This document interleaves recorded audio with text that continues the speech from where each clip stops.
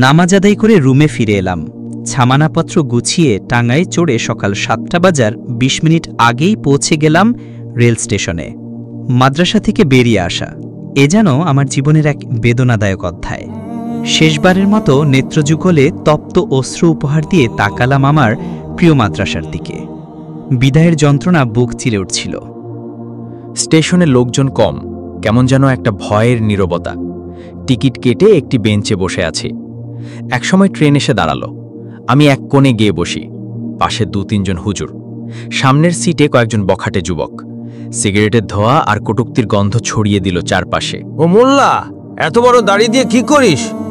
এই জামা পায়জামা পরে কাপড়ের বাজারে নষ্ট করছিস? এই শব্দগুলো আমাকে বিদ্ধ করছিল প্রতিবার, কিন্তু হুজুরেরা নীরব। প্রতিটা স্টেশনে কমিউনিস্ট যুবকের দল উঠে তল্লাশি চালায়, দাড়ি টুপি দেখলেই টেনে নামায়। হুজুরেরা বললেন, রেলপথ ঝুঁকিপূর্ণ, আমরা অন্য উপায়ে যাব। পরামর্শ দিলেন নেমে যেতে। আমি বললাম, হুজুর, তাকদিরে যা আছে তাই হবে। রাত 11টা, ক্ষুধায় পেট জ্বলছে। খাবারের জন্য গেলাম ক্যান্টিনে। হাতে পয়সা কম। বললাম, অল্প দামের কিছু খেতে চাই। মেসিয়ার বললেন, একজন ভদ্রলোক আপনার জন্য এসব দিয়ে গেছেন। আমি বিস্ময়ে চেয়ে রইলাম। কে তিনি? ক্যান্টিন থেকে বেরিয়ে ট্রেনের দিকে হাঁটছিলাম। কম্পার্টমেন্টে ওঠার আগেই পেছন থেকে কেউ ডাক দিল, ভাই সাহেব। ঘাড় ফিরিয়ে দেখি খাবার গাড়িতে যে ভদ্রলোক আমার পাশে বসে খাচ্ছিলেন তিনি। আমি একটু এগিয়ে গিয়ে সালাম দিলাম। ভদ্রলোক স্নেহ ভরা হাতে আমার মাথায় হাত বুলিয়ে বললেন, বাবা, তুমি কোথায় যাবে? জাম্বুল। তোমার সাথে আর কেউ নেই? না, আমি একা। সমরকন্দ থেকে এসেছো? লেখাপড়া করো? আমি হ্যাঁ সূচক মাথা নেড়ে সব প্রশ্নের উত্তর দিলাম। দেখলেই মনে হয় তুমি মাদ্রাসার ছাত্র, তোমার মুখেই নূর। তিনি আমাকে শার্ট প্যান্ট দিয়ে বললেন, এগুলো পরে ফেলো বাবা, বিপদ এড়াতে হবে। সুন্নতি পোশাক শরীর হতে আলাদা করা আমার পক্ষে ছিল বেদনাদায়ক। টয়লেটে গিয়ে পোশাক পাল্টিয়ে আসলে ভদ্রলোকটি কাস্তে হাতুড়ি মার্কা একটি স্টিকার আমার বুকের পকেটে পিন দিয়ে এঁটে দিলেন। ফজরের ওয়াক্ত। গাড়ি আশেকাবাদ স্টেশনে এসে দাঁড়ালো। টিটির কাছ থেকে জানতে পারলাম এখানে মাল উঠানামা হবে।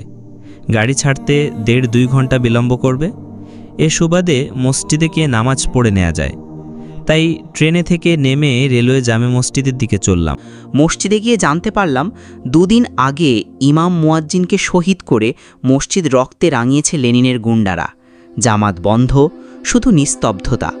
অগত্যা আমি নিজেই আজান দিয়ে বারান্দায় সুন্নত পড়তে দাঁড়িয়ে গেলাম। আমার দেখা দেখি আরও 3-4 জন মুসল্লি এলো। তারপর জামাতের সাথেই 2 রাকাত ফরজ আদায় করলাম। লেনিনের গুন্ডারা এসে চিৎকার দিয়ে বলল, কে আজান দিয়েছে? আমরা তো শহীদ করেছিলাম মৌলবাদীদের, এবার মসজিদ ক্লাবে রূপান্তর করব।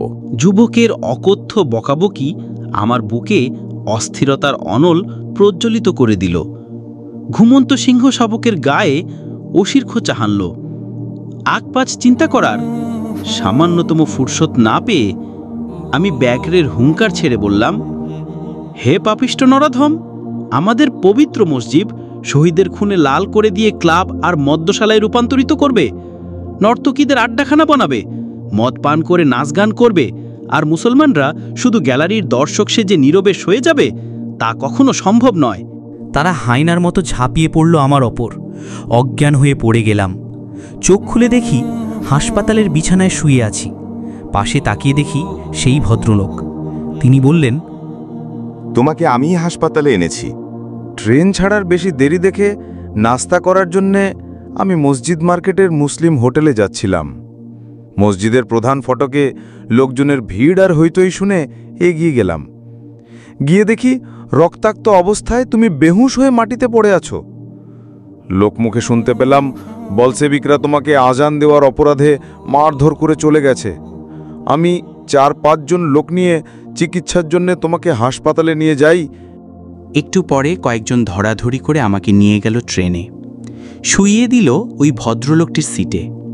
তিনি আমার একপাশে বসে আমাকে ধরে রাখলেন। গাড়ি তার চিরাচরিত অভ্যাস অনুযায়ী গন্তব্যের উদ্দেশ্যে ছুটে চলল। দুপুর 12:15টায় ট্রেনটি আমাকে নিয়ে কাজাকিস্তানের রাজধানী আলমা আতা অভিমুখে ছুটে চলল।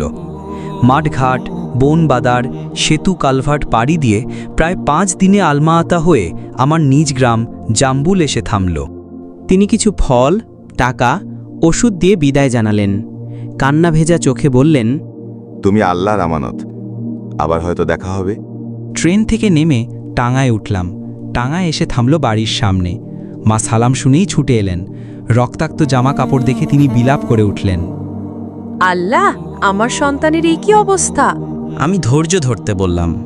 মাকে খুলে বললাম সব, তাশখন্দ, বুখারা, সমরকন্দ, তুর্কমিনিস্তান, বলশেবিকদের জুলুম, মাদ্রাসার শরীদ হুজুরদের কথা সব। আমি মায়ের একমাত্র সন্তান, ভাই বোন কেউ নেই, শুধু আমি। তাই তার দোয়ার চেয়ে বড় কোনো ঢাল ছিল না আমার কাছে।